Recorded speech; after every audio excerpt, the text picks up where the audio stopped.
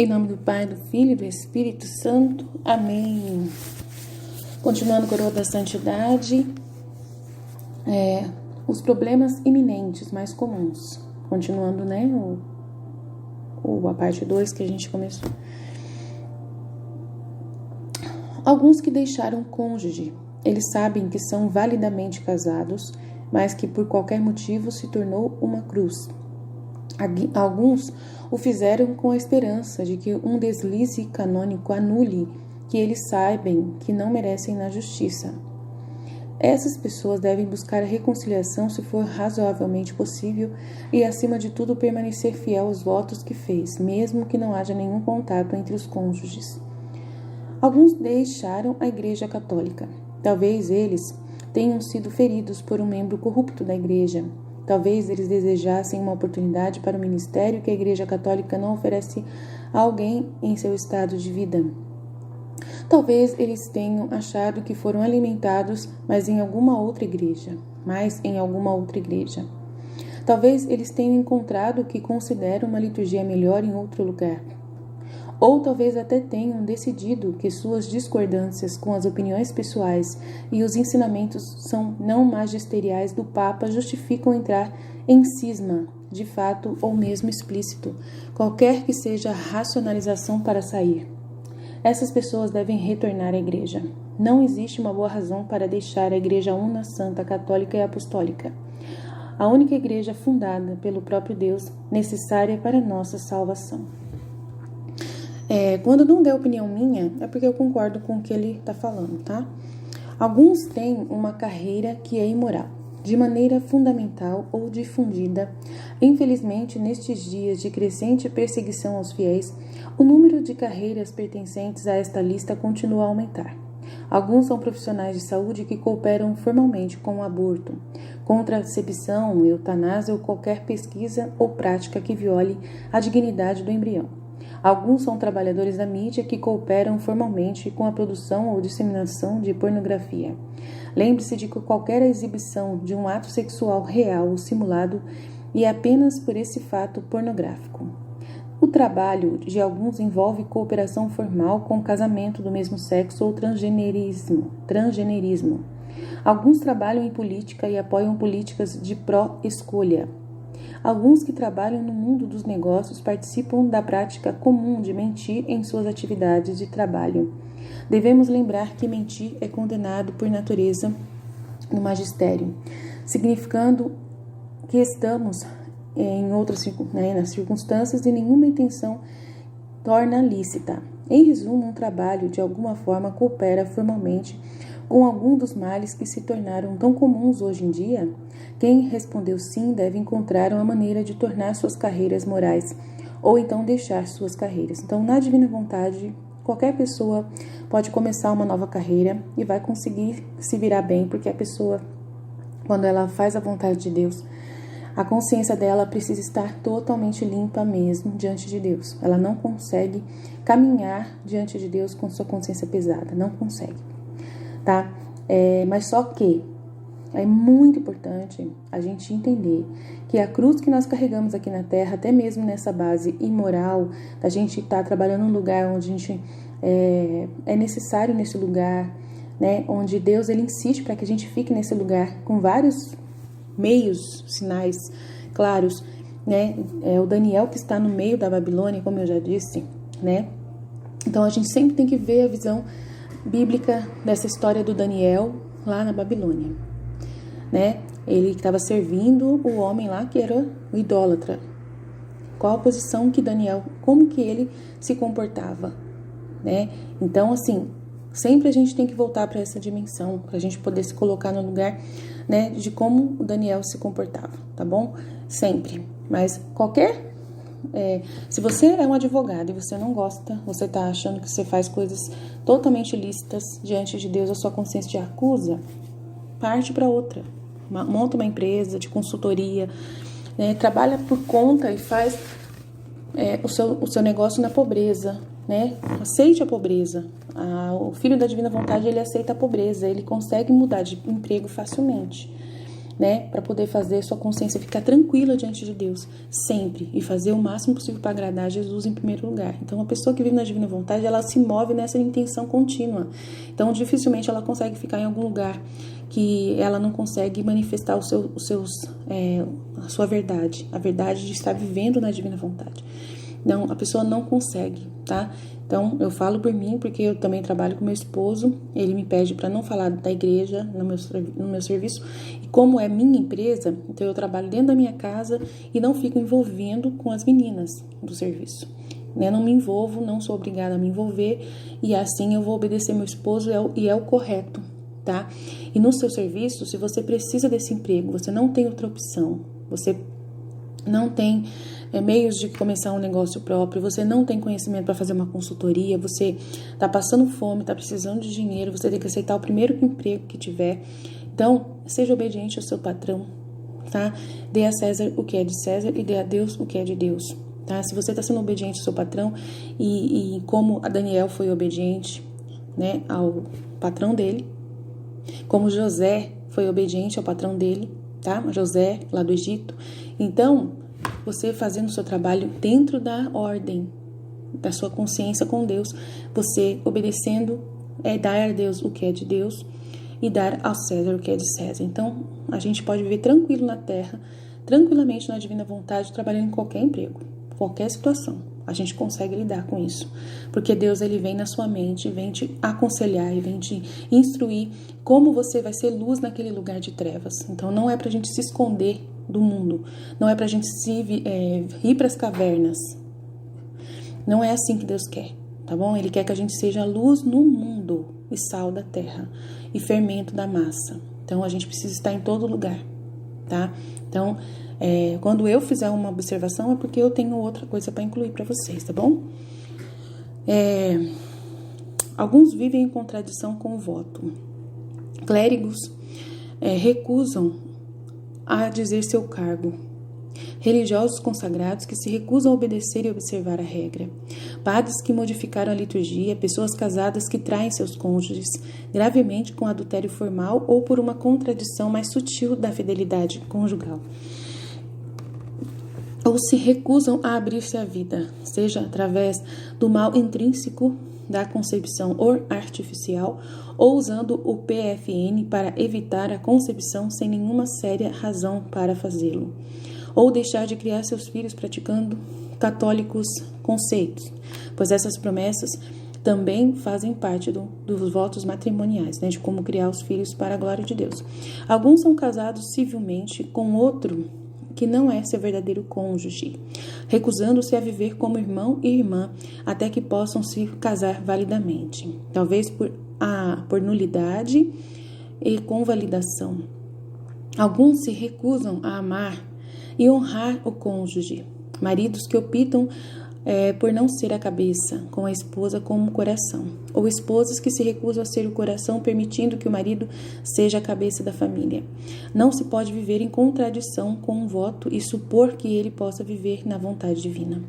Então, a pessoa diante do casamento, nessas situações todas aí que ele falou, são várias situações. Então, quem tiver dúvida, me pergunta uma por uma na sua dúvida. Mas assim, o que Deus coloca no meu coração claramente, né? Eu estou na divina vontade. E eu quero caminhar para agradar a Deus acima de qualquer coisa mesmo. Estou casada na igreja com meu esposo. Eu o amo. Ele não vive na divina vontade. Eu não vou obrigá-lo a viver. E vou continuar firme com ele. E vou falar a verdade. Doa quem doer. Vai ser difícil às vezes. Às vezes vai ter uns confrontos. Mas a gente não pode deixar de ser quem a gente é. E a gente vai ser o Daniel dentro de casa. O Daniel lá, né? O José dentro de casa.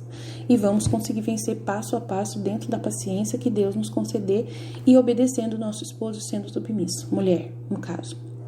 O homem que é casado com uma mulher e ele quer viver na divina vontade, ele precisa ter paciência, né? Tem que saber corrigir do jeito certo. Então, tem como corrigir as pessoas do jeito certo. Eu fiz um áudio antes de ontem, eu vou colocar aqui pra vocês sobre como corrigir as pessoas do jeito mais correto possível. Eu vou colocar aqui pra vocês só isso, pra vocês saberem como que é, tá bom? E agora, se você tá num casamento e você conheceu a divina vontade, e você quer a santidade. E esse casamento é totalmente adúltero, totalmente. Essa pessoa é de outra pessoa, mas você já está casada há muito tempo com essa pessoa, já tem filhos com essa pessoa, já tem um laço com os filhos dessa pessoa. Você é o pai desses filhos agora e você é uma pessoa boa com esses filhos agora, mesmo que você esteja numa situação assim totalmente regular, tá? O que vale é a intenção pura. Ela cobre tudo, todas as imperfeições da sua vida até o dia que você encontrou a divina vontade. Então, se você encontrou a divina vontade, você está num casamento ainda irregular, você vai diante da igreja posicionar o padre da melhor forma possível. Mas é só que a vontade de Deus, ela é assim, ela quer a santidade, ela quer o amor em primeiro lugar. E o amor envolve isso, tá? Envolve você amar as pessoas com quem você tem acesso. Essa pessoa está com você há muito tempo. Esses filhos estão com você há muito tempo e são seus filhos. Você pode se separar dela e continuar sendo amigo, continuar sendo companheiro, tudo bem? Mas Deus não precisa disso. Ele não precisa que você faça esse sacrifício nesse grau para poder abrir mão da sua vontade humana, entre aspas. A vontade humana é o medo, é a culpa, é você não confiar em Deus, tá? A vontade humana é essa, é você não confiar que Ele é misericórdia, é você não confiar que Ele te perdoa, sabe? Então, tem situações e tem situações. E você vai posicionar o padre para poder falar para ele a sua situação como está. E vai mover o céu e a terra da melhor forma possível ou esperar dentro da divina vontade para que aconteça o melhor possível. Você faz a sua parte, você entra com o processo de nulidade lá do casamento anterior, ela entra também, vocês conversam, vocês põem para ela a sua luta que você tem interior e fala para ela, vamos fazer diante de Deus o que é possível. Mas o que não for possível, a gente não vai deixar de estar juntos, a gente não vai deixar de continuar casado. Na divina vontade, você não é obrigado a renunciar à sua vontade humana no caso de largar essa pessoa e deixar ela sozinha sofrendo. Isso não é vontade divina. Vontade divina é você aceitar que você é pecador, que você até ontem, você não sabia tudo que você está sabendo hoje. Deus, Ele está vendo isso, Ele conhece seu coração, Ele sabe a intenção mais pura que você fez isso. Ele te perdoa e você tem que acreditar no perdão dEle, na misericórdia dEle. E acreditar que a intenção mais pura que você teve lá do início e até agora, que você vai continuar com essa pessoa, pro bem dela e pro bem dos filhos e pro seu bem também, que não tem nada de errado pensar em você, porque você tem que se amar também. Então, isso é claro. A igreja tem todos os métodos, todos os meios para poder te ajudar. É só você buscar. Se a igreja não tiver todos os métodos, Deus tem os métodos dele. Espera nele. Ele vai fazer as coisas do jeito que ele achar melhor. Ele não vai falhar com você. Confiar sempre em Jesus. Esse é um elemento. Agora, quando é maldade mesmo, quando a pessoa tá com a outra, por maldade mesmo, por orgulho, ela não quer voltar pra esposa, né? A esposa ama ainda, ele acabou de começar um relacionamento, você acabou de começar um relacionamento com outra pessoa, né? Por causa de um deslize, ou então a sua esposa não te perdoou. Então, dá tempo ainda, você não tá com um vínculo tão forte, já tá muito insuportável. A convivência com os seus enteados tá muito... Então, larga essa pessoa. Larga essa pessoa e prefere ficar sozinho e espera a sua esposa te perdoar. Espera o seu esposo te perdoar. E busca a reconciliação enquanto você estiver vivo e prefere ficar sozinho. Tá bom? Quando é uma coisa que aconteceu recentemente, você conheceu a divina vontade, você ainda dá tempo de desfazer. Você não vai deixar ninguém sofrer muito. Dá pra você chegar nessa pessoa que você acabou de começar o relacionamento com ela e falar assim, olha, eu vou tentar reconciliar com a minha esposa, dá tempo ainda, eu ainda acredito que é possível, né? Foi um momento que eu não pensei, eu não quis aceitar a cruz, né, que eu estava vivendo com ela, a gente tem que fazer um acompanhamento psicológico, um tratamento nós dois, mas vai dar tudo certo, eu vou buscar minha esposa de volta, o meu esposo de volta, né? Ele não me quer mais, mas eu vou esperar por ele. Vou ficar sozinha, eu prefiro ficar sozinha. E aí isso é você dizer não à sua vontade humana. Que quer que você fique com alguém por causa que você não quer ficar sozinho. Isso aí é vontade humana pura, né? Você pode ficar sozinho tranquilamente. Então tem pingos nos is. Tem que colocar pingos nos is, baseados na intenção, baseados na verdade, baseados na misericórdia de Deus, na fé. Tem tudo, um monte de coisa. Então, quem tiver mais dúvidas referente a alguma situação particular, pergunta para mim que eu estou à disposição para responder, tá bom?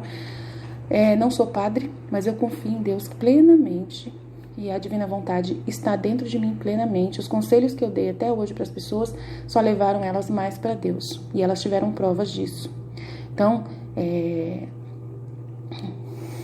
quem não acreditar em mim, quem não aceitar a minha opinião, vai com o padre. Sempre ouça o seu padre. O seu padre sempre vai ser acima de mim, sempre.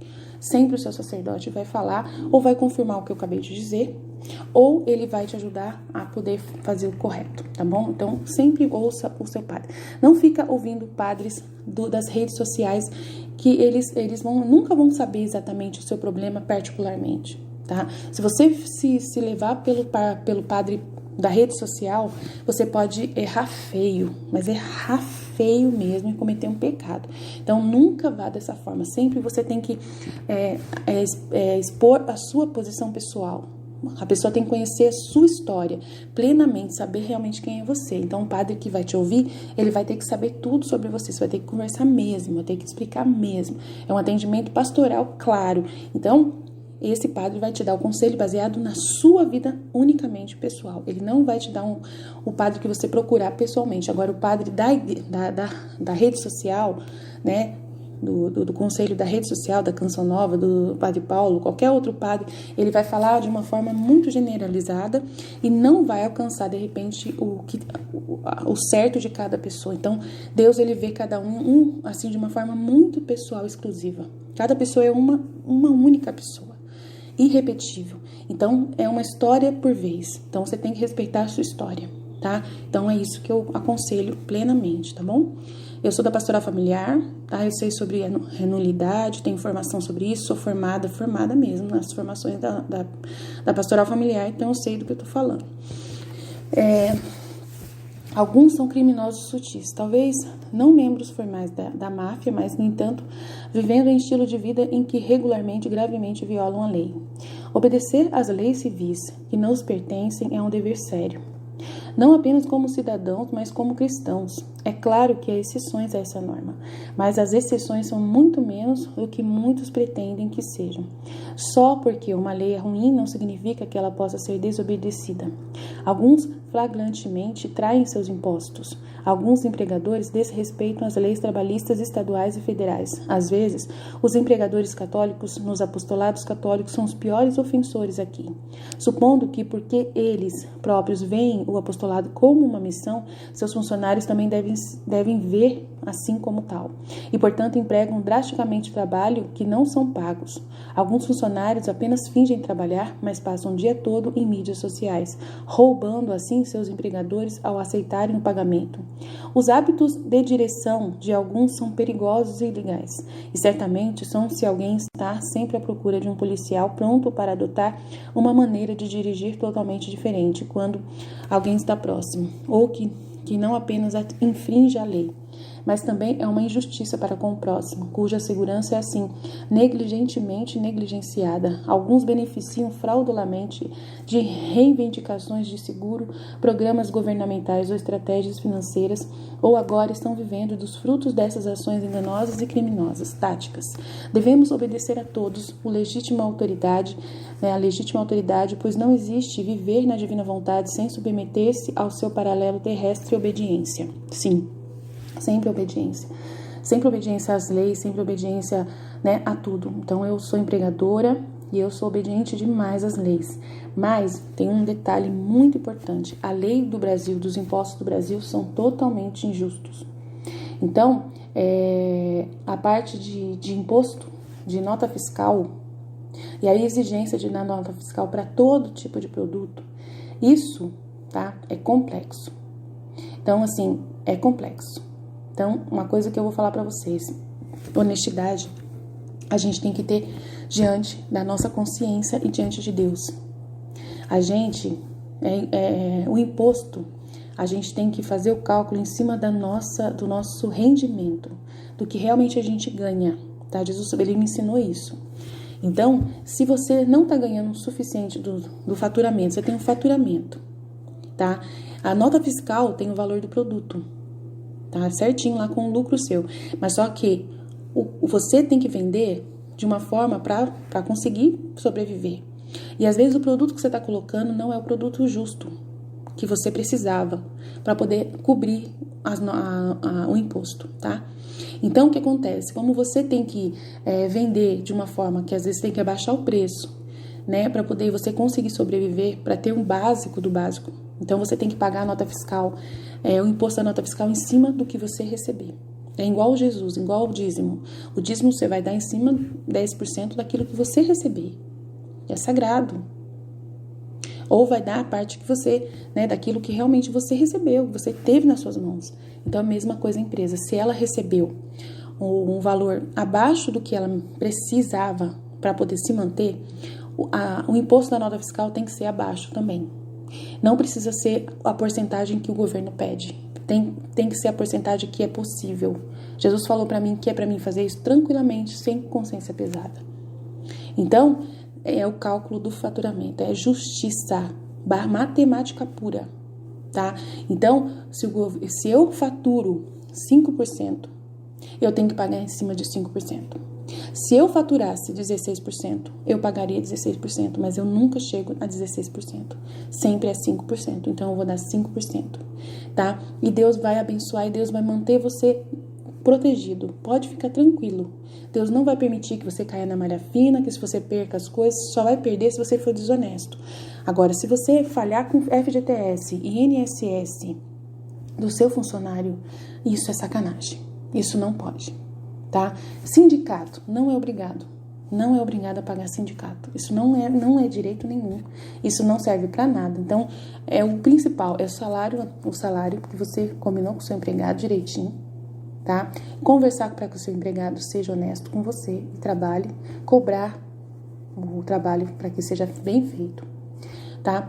E pagar os direitos básicos do seu funcionário sempre, em dia, nunca falhar um mês que seja. Isso é sagradíssimo, tá na Bíblia, tá? Então, sempre saber que é matemática pura. Então, aquilo que excede a matemática natural é injustiça. E aí, quem tinha que resolver isso, quem vai ter que pagar o preço, né? Isso é os governantes, os injustos, os governantes. Eles que vão, né, pagar por isso lá. A gente não vai pagar, pra gente estiver fazendo as coisas baseadas na matemática da justiça pura. Então, a gente tem que ser muito justo com a gente. Então, a divina vontade me ensinou a ser assim. E eu ando tranquilamente, com a consciência plenamente tranquila diante de mim, diante de Deus e diante dos homens. Tá? Sempre pago meus impostos todos. Mas eu pago em cima do que eu recebo. Eu não vou pagar mais do que eu recebo. Porque é muita injustiça. Tá? É uma coisa que Deus fez, me obrigou a cancelar todas as contas, cheque especial, né, cartão de crédito. Deus não gosta disso. Quanto mais a gente puder eliminar essas coisas da nossa vida, melhor, tá? Juros de cheque especial não é de Deus. Não é de Deus. Isso aí não presta. Então, se você tá preso no cheque especial, faça de tudo para você liquidar isso. Porque não é da vontade de Deus isso. Tá? Então, tem muitas coisas que a gente faz que Deus não quer que a gente faça. Que a gente viva somente do que a gente recebe. E ponto final.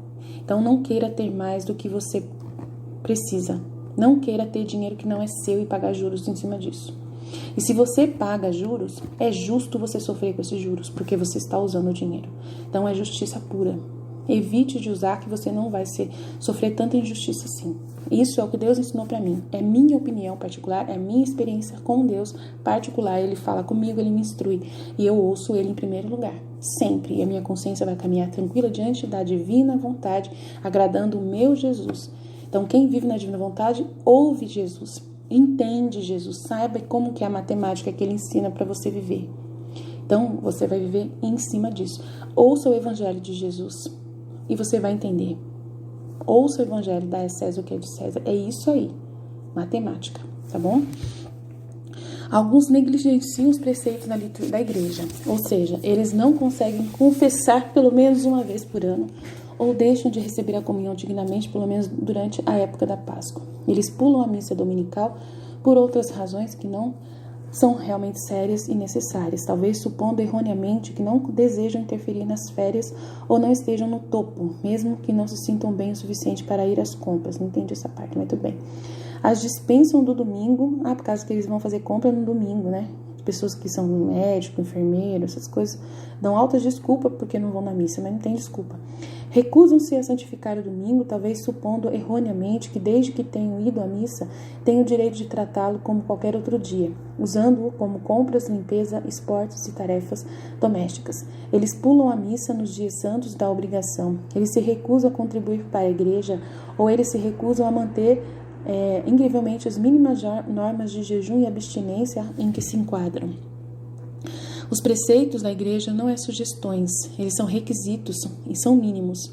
E não se pode fingir, né, que ele leva a divina vontade a sério se não seguir esses preceitos. Então, a pessoa que trabalha, por exemplo, sem parar, ela tem que ir na missa mesmo que seja um dia na semana. É básico.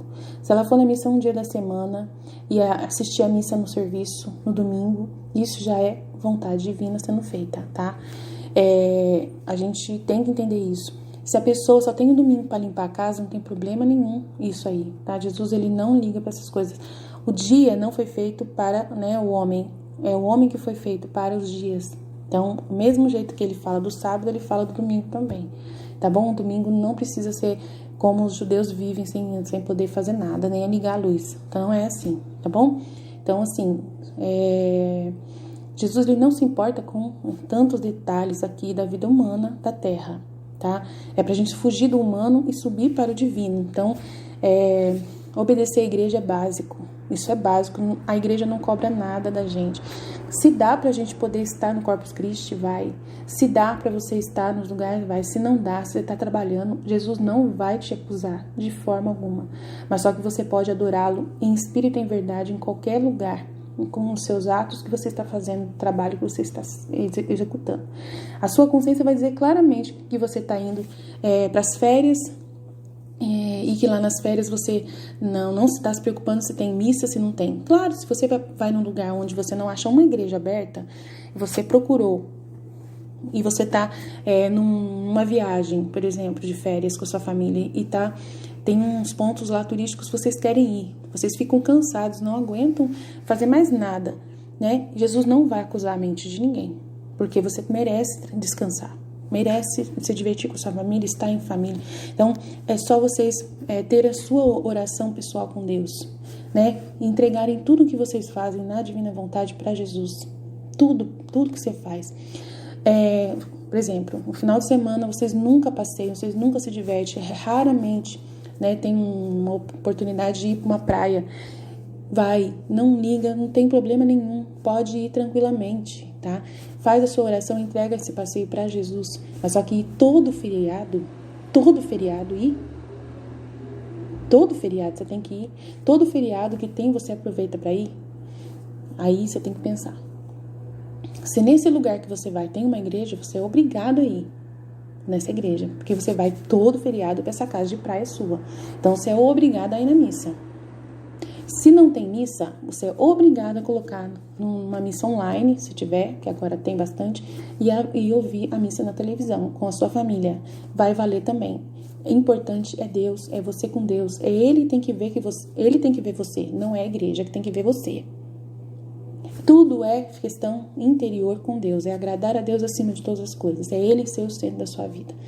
Você dá satisfação para Ele 24 horas por dia de cada ato que você faz. E fazer isso em espírito e em verdade. Em espírito e em verdade. Não é fazer para o humano ver. Não é desse jeito que Deus quer. Isso não é amor. O amor não é você ficar seguindo normas. O amor é você viver plenamente na vontade de Deus, diante de Deus, com a sua consciência todos os dias, um dia de cada vez. Então, é claro, qualquer dúvida que alguém tiver, pergunta pra mim, tá bom? Essas coisas que o Daniel tá falando é porque ele vê o dom da divina vontade como uma santidade, tem que ser muito perfeitinho, como os judeus são perfeitinhos, seguindo regra. Eles veem a divina vontade como algo que é regra, não é letra. A gente, nesse canal, o dom da divina vontade, ele é real, ele não é ilusão, né? Não é assim uma coisa letrada, ensinada, não. sabe? A igreja é perfeita, tudo que ela ensina é para nossa salvação. Mas só que ela sabe que se for para fazer de qualquer jeito, Jesus fala no livro do céu continuamente, que se for para fazer do jeito errado, ele prefere que você não faça. Se for para você não estar inteiro ali na missa, ele não quer que você vá. Então você precisa estar inteiro. Claro que tem horas que você não está bem, tem horas que você está chorando e você precisa ir na missa do mesmo jeito. Se você não tem nenhum impedimento para ir, você vai do mesmo jeito. Você está chorando, você está sofrendo, né? Você está passando por testes terríveis. As pessoas te magoaram na igreja. Pelo amor de Deus. Pelo amor de Deus. A missa é o seu sustento. Se você não entender que Jesus é o seu sustento, que é Ele que está ali, você não tem que se preocupar com ninguém. Você tem que ir em qualquer igreja. Eu vou na minha paróquia somente. Sempre na minha paróquia. É onde Jesus me colocou, é onde eu vou. E eu não falto nunca nas missas que eu tenho a oportunidade de ir. Toda semana e até quanto mais eu puder. Quanto mais na missa você for, mais você vai agradar Jesus. A missa é o ato mais pleno da divina vontade que existe.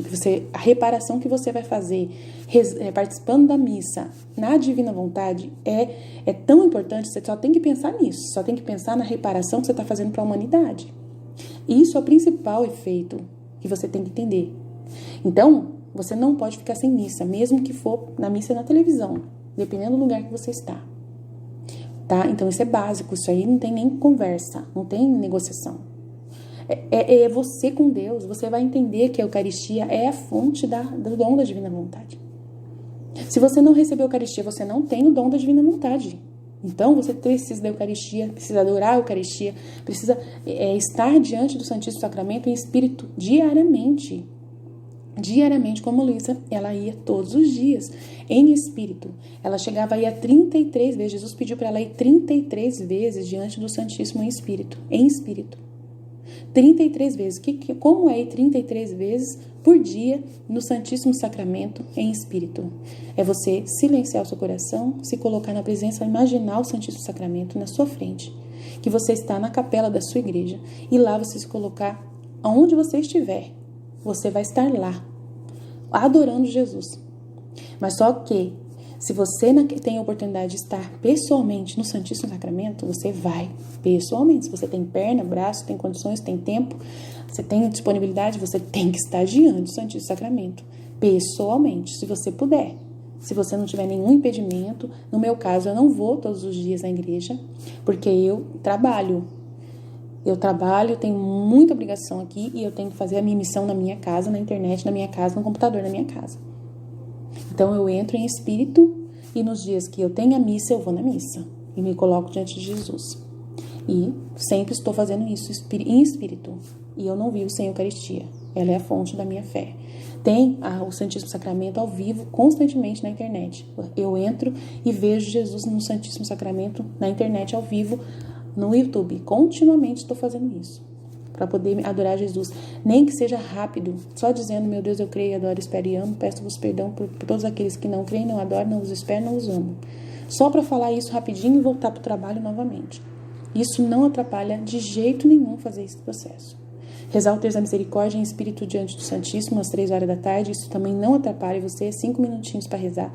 Então, não tem desculpa para o Filho da Divina Vontade. Ele vive de oração, ele respira a oração, ele não para de meditar 24 horas sem parar. Sem parar. Só para dormir, e mesmo dormindo, os atos dele dormindo é divina vontade. Tá bom? Alguns permitem que laços pessoais os arrastem para baixo. Quem ama, ama o pai e a mãe, do que eu não é digno de mim, e quem ama mais o filho e a filha não é digno de mim.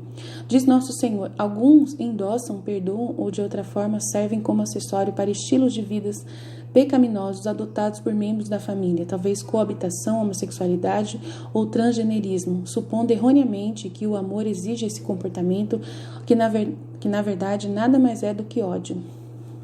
Alguns diariamente se envolvem em conversas ruins, simplesmente porque é o que os seus colegas de trabalho fazem. Alguns assistem à mídia do mal. E ninguém tem o direito de dizer a outra pessoa que algo é bom de assistir se a própria consciência disser o contrário.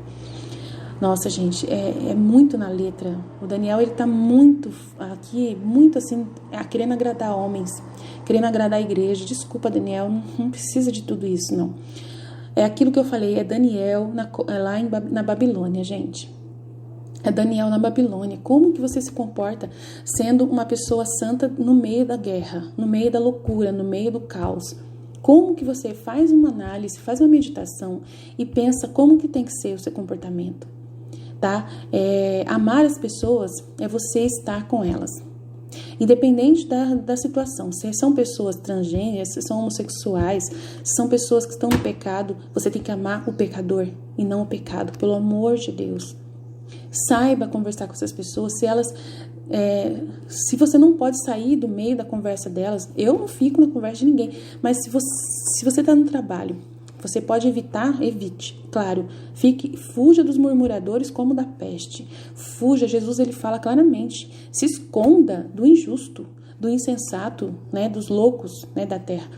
É para seguir a Bíblia, tá claramente como que a gente tem que fugir dessas situações, dessas ocasiões de pecado, que você não pecar. Mas se você é um filho da divina vontade, você não peca. Você não, mesmo que você esteja no meio da lama, você não se suja, gente. Porque Jesus, ele não se sujava, ele andava no meio dos pecadores mais terríveis, leprosos. Ele andava no meio dos adúlteros, no meio dos impuros lá da época. E ele não se sujava. Você vai ser Jesus. Acorda para a vida, gente. Vocês são Jesus. Então, você precisa estar em todos os lugares para ser luz no mundo, tá? Então, se as pessoas, elas precisarem de ouvir um conselho, delas terem uma referência sua, se você não está fofocando junto com elas, se você está ali ouvindo o que elas falam para poder entender como elas pensam, a vontade humana delas, se você está no processo de entender a vontade humana, às vezes a conversa que você ouve, né, delas, mesmo que seja a conversa mais ridícula, mais horrível, pecaminosa possível, você vai estar entendendo muita coisa de como eles pensam, porque a gente para de pensar como eles. A gente para de pensar como pecador, a gente começa a pensar como Deus. Então, quando a gente se aproxima dessas pessoas, a gente tem elementos para trazer para a nossa reflexão. Então, se eles derem abertura, se alguém der abertura, é aquilo que eu vou colocar o áudio aqui, como corrigir as pessoas, como saber como lidar com as pessoas. Eu vou colocar aqui para vocês na divina vontade, como fazer isso na divina vontade. Então, assim, não precisa ter medo, não é para se esconder na caverna, pelo amor de Deus, gente.